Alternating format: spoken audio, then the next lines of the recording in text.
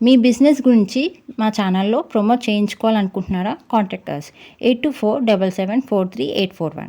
If you want to promote your shop business in a channel, you can call me to above number. నవ్వుకే నవ్వు తెప్పించే నటనతో అలరించారు రేలంగి వెంకట్రామయ్య.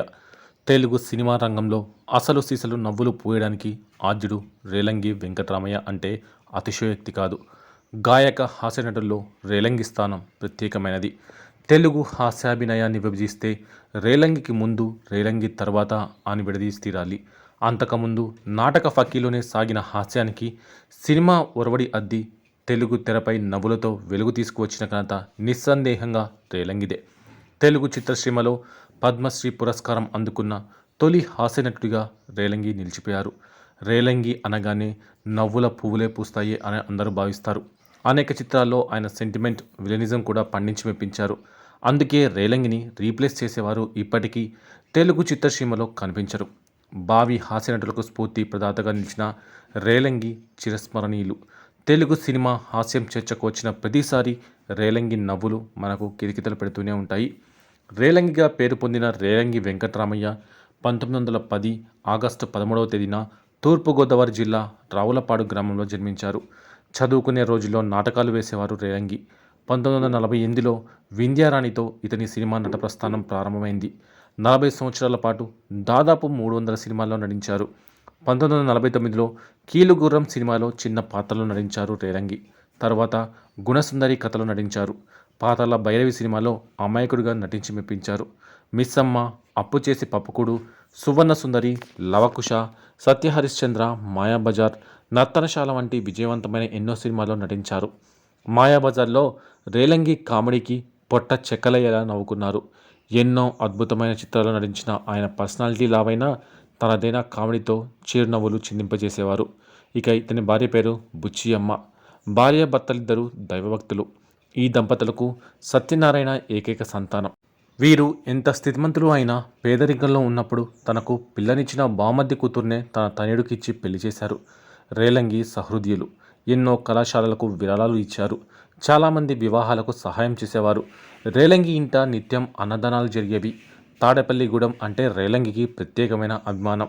చివరి దశలో మాత్రం ఆయన తీవ్రమైన నడుము నొప్పితో బాధపడ్డారు. ఇది ఎముకలకు సంబంధించిన వ్యాధిగా డాక్టర్లు తేల్చారు. 1975 నవంబర్ 26 ఉదయాన తాడేపల్లిగూడెంలోని తన సొంత ఇంట్లో కీర్తిశేషులయ్యారు రేలంగి. తూర్పుగోదావరి జిల్లా కాకినాడ సమీపంలోని రావులపాడు అనే గ్రామంలో జన్మించారు రేలంగి. తండ్రి హరికథ సంగీతం నేర్పించేవారు. చిన్నతనంలో తల్లి దగ్గర విద్యలు నేర్చుకున్నారు. బాల్యం అంతా కూడా ఎక్కువ శాతం రావుపాడు కాకినాడలోనే జరిగింది. చదువుకునే వయసు నుంచే నాటకాలు వేయడం ప్రారంభించారు. రేలంగిని సినీ పరిశ్రమకు పరిచయం చేసింది దర్శకుడు సి పుల్లయ్య. 1935లోనే సినిమాల్లో ప్రవేశించిన 48 వరకు కూడా చెప్పుకోదగ్గ గుర్తింపు రాలేదు. ఈ సమయంలో పుల్లయ్య దగ్గర సినీ నిర్మాణం గురించి పలు శాఖల్లో పనిచేశారు. 1948లో వింధ్యారాణి చిత్రంతో ఆయన కెరీర్ విజయాల బాట పట్టింది. ఆ తర్వాత వచ్చిన అన్ని సినిమాల్లో కూడా ఆయన తన నటనతో మెప్పించారు. నటుడిగా తారస్థాయిని అందుకున్న రేలంగి పలు సన్మానాలు, పురస్కారాలు కూడా అందుకున్నారు. 1970లో భారత ప్రభుత్వం ఆయనకు పద్మశ్రీ పురస్కారం ఇచ్చింది. తాడేపల్లిగూడెంలో ఆయన పేరుతో ఒక థియేటర్ని కూడా నిర్మించారు.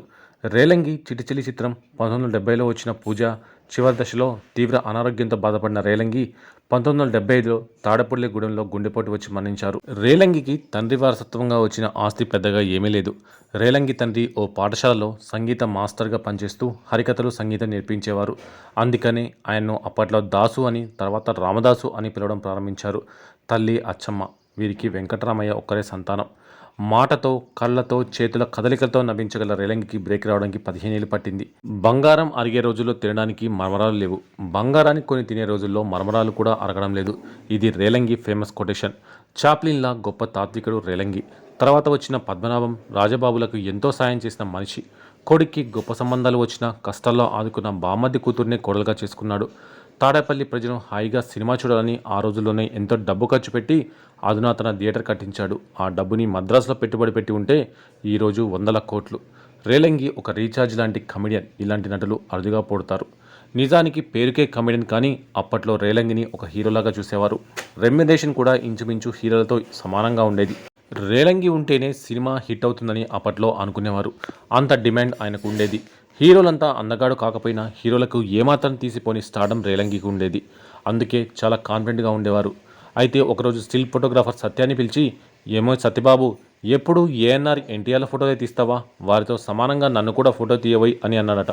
దాంతో సత్యం, సార్ వాళ్ళంటే హీరోలు, మీరు కమెడియన్ కదా, మిమ్మల్ని ఎలా స్టిల్ ఫోటోలు తీయాలి అని అమాయకంగా అడిగాడట. కానీ రేలంగి వినిపించుకోకుండా, నాకు ఇప్పుడు హీరోలలాగా ఫోటోలు తీసి పెడతావా లేదా అని మరోసారి అడిగాడట.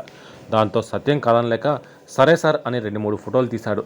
నిజమేనోయ్ సత్యం, హీరోలు హీరోలే, కమెడియన్లు కమెడియన్లే, నా ముఖం వారితో సమానంగా లేకపోయినా 20% వారిలాగానే కనిపించేలా తీసావు, శబాష్ అంటూ సత్యాన్ని రేలంగి మెచ్చుకున్నారు. సాధారణంగా కమెడియన్లు చాలా కంట్రోల్గా ఉంటారు. ఎలా పడితే అలా ఎమోషన్స్ చూపించే మనస్తత్వం వాళ్ళకి ఉండదు.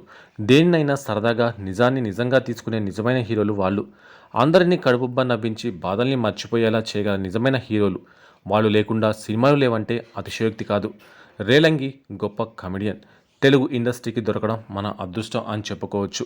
ఆయన తర్వాత మళ్ళీ ఆయన ప్లేస్ను ఎవరూ భర్తీ చేయలేకపోయారు. రేలంగి ఈనాటి తరానికి పెద్దగా తెలియకపోవచ్చు, కానీ ఆనాటి తరంలో రేలంగి కామెడీని ఎంతోమంది ఎంతగానో ఎంజాయ్ చేశారు. రేలంగి సినిమాలు చూస్తే ఆయన హాస్యానికి నవ్వని వారు లేరంటే అతిశయోక్తి కాదేమో మరి.